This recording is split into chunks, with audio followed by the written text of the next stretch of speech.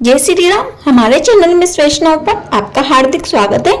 आप इस वीडियो के माध्यम से आगे इंदिरा एकादशी व्रत की कथा का श्रवण करेंगे। हिंदू मास आश्विन के कृष्ण पक्ष की एकादशी को ही इंदिरा एकादशी कहते हैं, यानी आश्विन मास के कृष्ण पक्ष की एकादशी का नाम ही इंदिरा एकादशी है।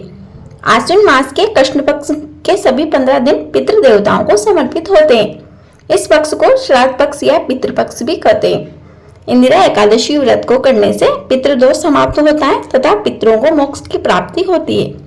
इंदिरा एकादशी व्रत पितृपक्ष के दौरान आने के कारण इसका महत्व कई गुना बढ़ जाता है। तो आइए इस पावन एकादशी व्रत की कथा शुरू करते हैं।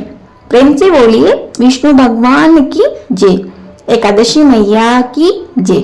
इंदिरा एकादशी व्रत कथा के अनुसार एक समय की बात है, धर्मराज युधिष्ठिर ने भगवान श्री कृष्ण जी से आश्विन मास के कृष्ण पक्ष की एकादशी के माहात्म्य की कथा सुनने की इच्छा प्रकट की।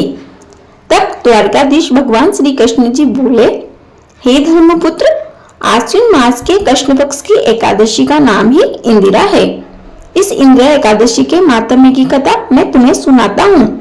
तुम प्रेम और श्रद्धा के साथ कथा का श्रवण करना। एक समय की बात है, देवऋषि नारद जी ब्रह्मलोक की यात्रा करते हुए यमलोक पे आए, जहाँ उन्होंने एक बहुत ही दानी धर्मात्मा राजा को देखा, जो यमलोक में बहुत दुखी था एवं कष्ट भोग रहा था। देवऋषि नारद जी को उनका दुख देखकर दया आ गई। उन्होंने राजा के पूर्व कर्मों पर विचार किया। इस तरह विचार करते हुए नारद जी महिष्मती नामक नगरी में आ गए, जहाँ उस राजा का पुत्र राज्य किया करता था।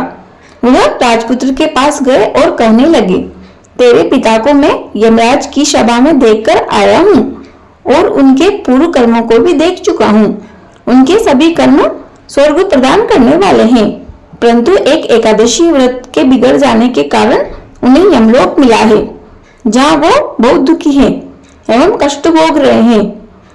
उनका पुत्र होने के नाते यदि तुम एक इंदिरा एकादशी व्रत कर अपने पिता के नाम का संकल्प कर उन्हें प्रदान कर दो तो उन्हें अवश्य ही स्वर्ग लोक मिलेगा। तब राजपुत्र बोला, मैं नहीं जानता यह व्रत कब किया जाता है तथा इस व्रत की विधि क्या है। आप कृपा कर मुझे व्रत का विधि विधान सुनाइए। तब नारद जी बोले, हे बालक, इस व्रत की शुभ विधि यह है कि दशमी के दिन पितृ की श्रद्धा करके ब्राह्मणों को प्रसन्न करो। गोग्रास, कुत्ते व कौवे के लिए थोड़ा सा भोजन न बनाकर उन्हें माता समझकर पेट भरकर खाना खिलाओ, अर्थात उनका यथाशक्ति पेट पूजन करो। किसी की चुगली ना करे, झूठ कपट पर निंदा से बचे।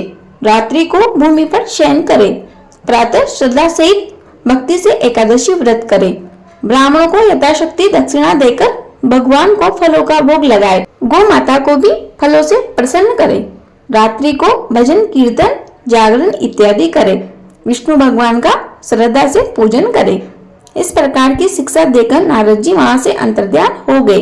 इसके पश्चात राजपुत्र ने अपने परिवार सहित इंदिरा एकादशी का व्रत किया, जैसा कि देवऋषि नारद जी ने बताया था, तथा इस एकादशी व्रत का फल उसने ब्राह्मणों के सामने अपने पिता को प्रदान किया, जिसके परिणाम स्वरूप उस समय आकाश से पुष्पों की वर्षा हुई।